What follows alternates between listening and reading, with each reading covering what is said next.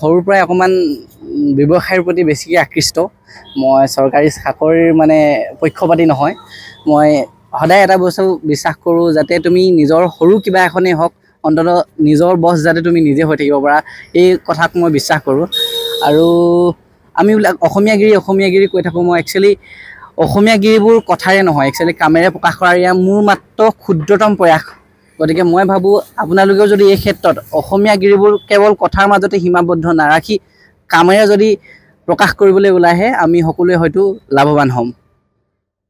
আৰু ভৱিষ্যতে একচুৱেলি মোৰ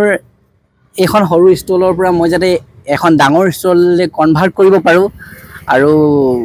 2-3জন হওক বা 4-5জন মানুহক কেনেকৈনো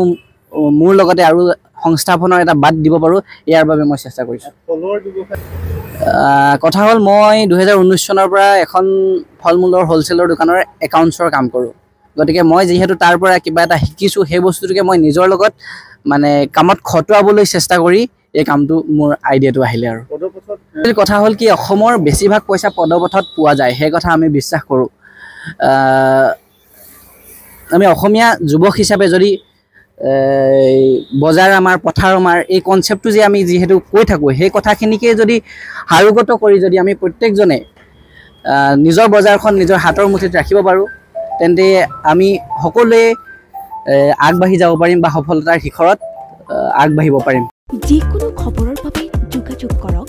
7090173330 অথবা 7099017990 নম্বৰত